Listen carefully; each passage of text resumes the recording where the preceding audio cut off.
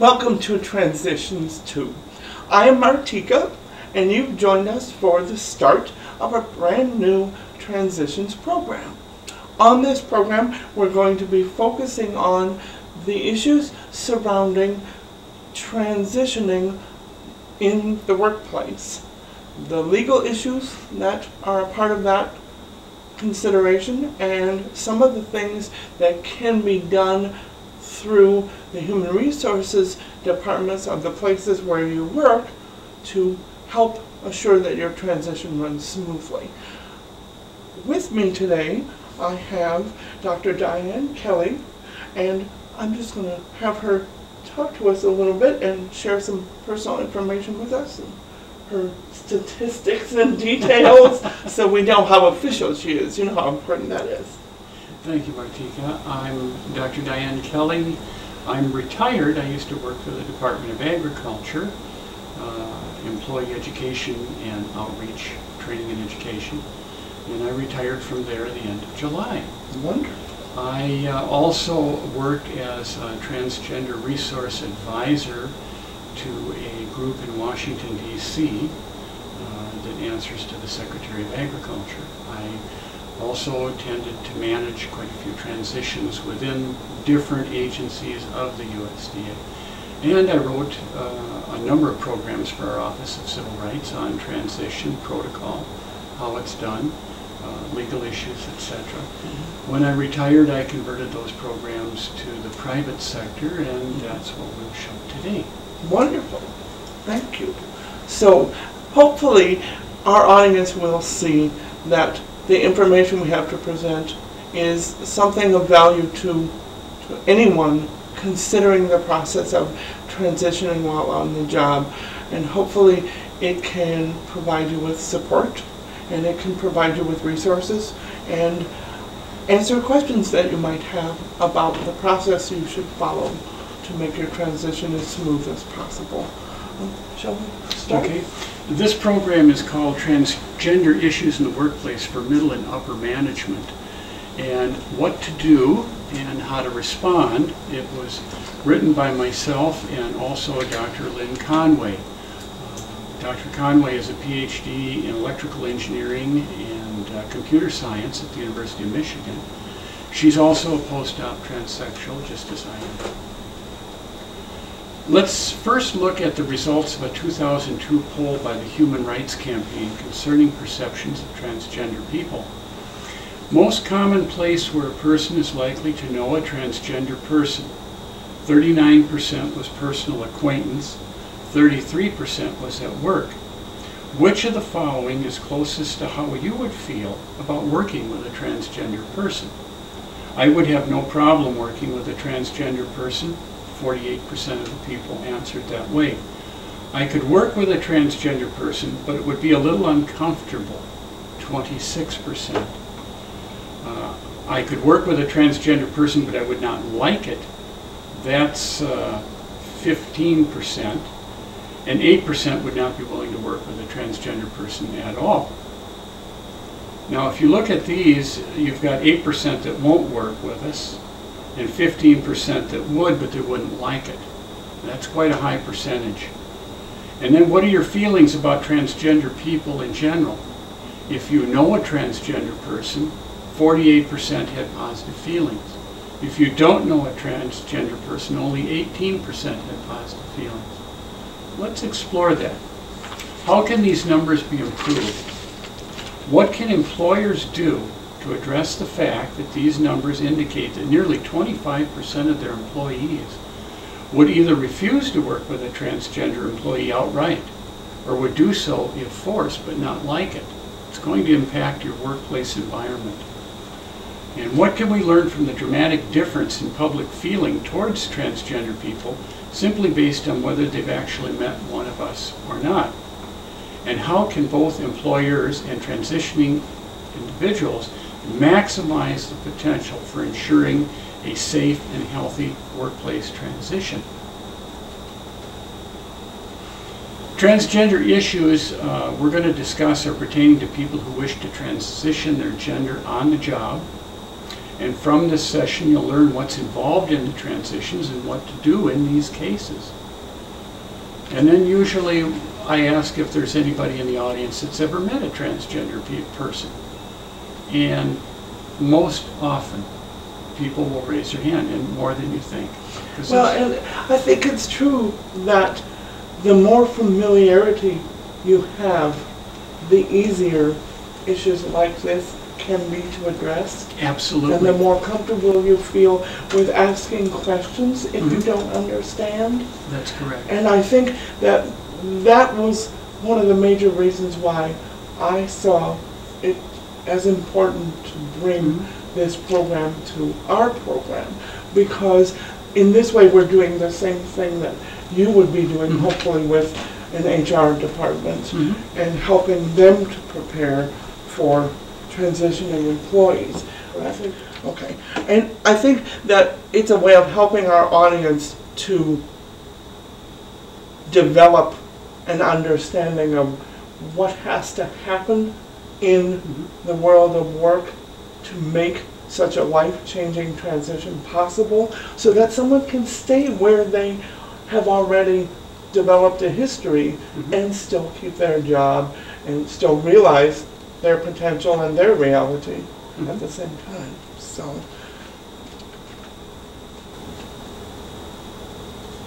okay. Basically, the agenda we're going to cover, these are topics that we'll cover here. Basic definitions, that's the first thing we're going to hit. And then causes for this occurring, prevalence in the population, what a person must go through before surgery, the standards of care for transgender people, surgical financing, suggestions for proper procedure to transition gender on the job, issues that arise, possible solutions, conclusions, and then some final thoughts. okay. So let's get into the definitions. Transgender, that's a catch-all phrase, and it includes anyone who has a gender identity disorder. It includes transsexual, cross-dresser, and everything in between. So it's an umbrella term.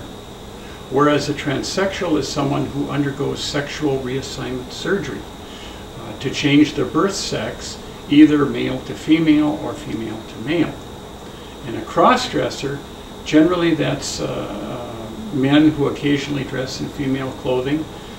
For the most part, these are heterosexual men who gain pleasure from this and do so as a part of possibly a clothing fetish. Okay, thank you for that.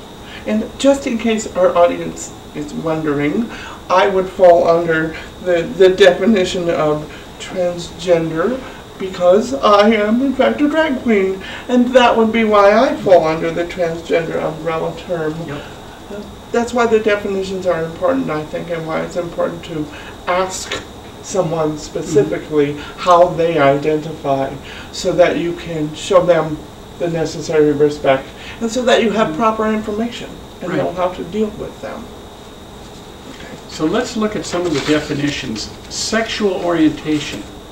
This is whether you're attracted to men or women or both, being bisexual. Gender identity. That's how you identify yourself. Are you male? Are you female? Are you something in between? Your gender identity is how you identify yourself. And what's the only method of determining gender identity? Only way you can tell a person's gender identity is to actually ask the person.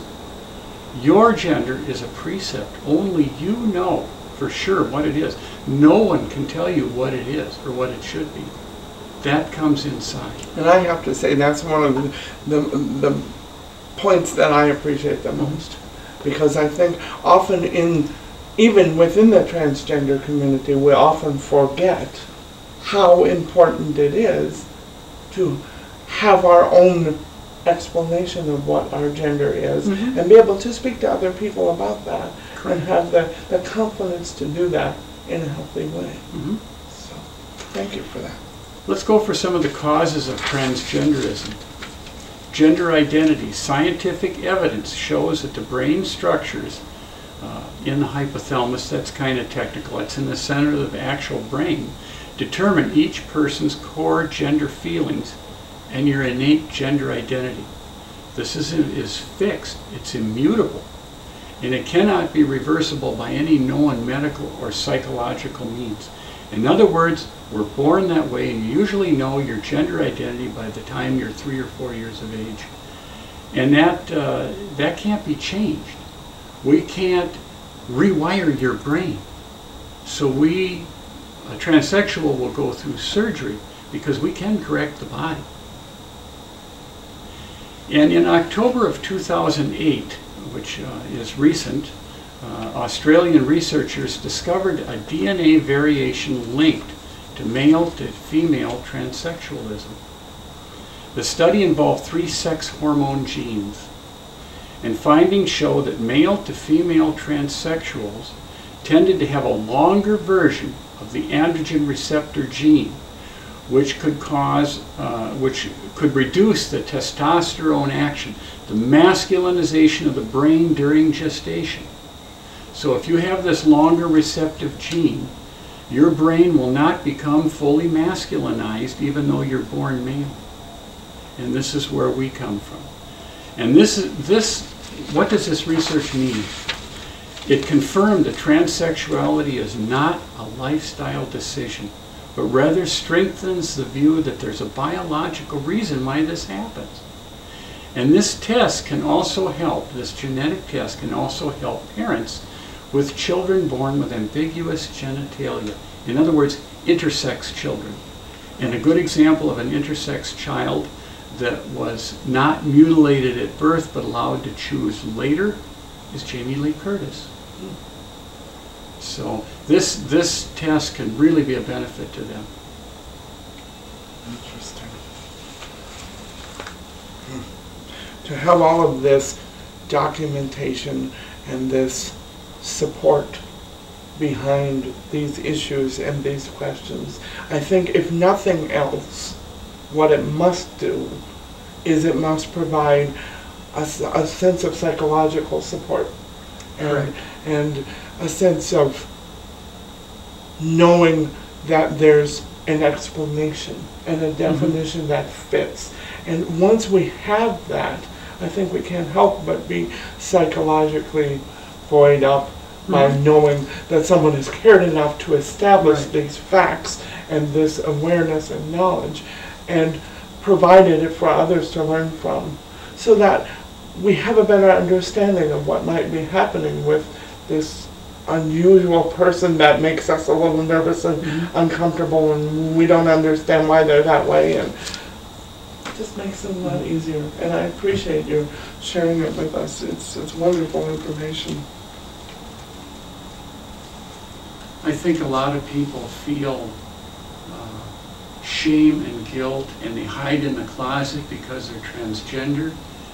And this shows it removes the shame and the guilt, and it allows a lot of them to come out of the closet, and I think that's important. Right, and to whatever degree there may be the prevalence of incidents of mental illness within this community or any other, has got to be at least in some way connected to the psychological effects of having to deny an aspect of yourself when you're interacting with other people. Right. And hiding that and feeling the guilt and shame has got to lead to some tendency toward mental illness and difficulties adjusting to one's rightful place in society, if you will. So I just think that it's a shame that the information didn't come sooner even, because so many people have suffered for so long without this information to support. But at least now we have it, and we can see evidence of how it's changing people's ability to cope. It also shows that it's not a lifestyle choice. Right. So many people think it's a lifestyle choice. Exactly. Nobody in their right mind would choose this for a lifestyle. To be ostracized by their friends, asked not to come into our church because you're different. Right. Nobody would ask for that. Right. That's ridiculous. Right. I agree. So, how prevalent is it? Okay, let's get into the population, what we've done. Okay. Dr. Conway has broken this down for me. The estimates of male to female sex changes that have been performed on U.S. citizens. And these are all documented. In the 1960s, there was approximately 1,000 male to female sex changes performed. In the 60s, that's a 10-year period. In the 70s, 6,000 to 7,000 more were done. In the 80s, 9,000 to 12,000 more were done. From 1990 to 2002, 14,000 to 20,000 more have been completed. That's huge. Now, if we add all those numbers up, we have 30,000 to 40,000 post-op transsexual surgeries completed on U.S. citizens as of 2002. Now, if we use, let's just say 32,000 as a mean number of completed operations at this time, then according to the census, we have 80 million males in this country between the ages of 18 and 60 years of age. So if you divide the 32,000 into the 80 million, this equals 1 in every 2,500 males in this group is a post-op transsexual. From our studies at the University of Minnesota, we found that only 6% of all people who begin a transition actually end up on the surgeon's table. Only 6%. Wow. Now, as... No, just a second.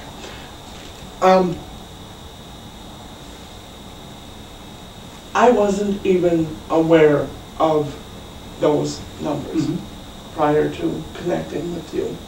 I am dumbfounded by that, in a way, because if 1 in every 2,500 males is transitioning or considering it or completed it. Oh, I'm sorry, I misunderstood you.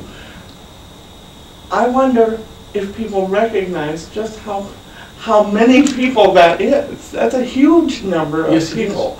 And even in my mind, if I had been asked, you know, how many transgender people do you really think there are? Wink, wink. There probably aren't that many. They're not that real. That kind of thing. I would have wondered too. I wouldn't have been able to say. That's a huge number of people. There are a lot more transgender people than most people are aware of, I think. And I think that this might be a good place for us to stop for now. It's a lot of material. We know that it takes some time to take in and process. And we understand that there may be questions and concerns that come up as you're listening to this material. We ask that you contact us through our webpage, thenancyboys.com, and there is a possibility of emailing us through that website as well if you have specific questions, which our viewers may know that already because we encourage them to send us emails anyway, but especially for this program, if you have questions or concerns, please feel free to send them to us, and either we will look for resources to answer those questions if we don't know the answers ourselves, or we'll forward them on to Diane and have her answer them for us. Thank you so much for sharing this part of the program with us. And please come back and see the rest of our program, and hopefully we'll all learn something from it. I know I have. Thank you very much. Bye now. Bye-bye.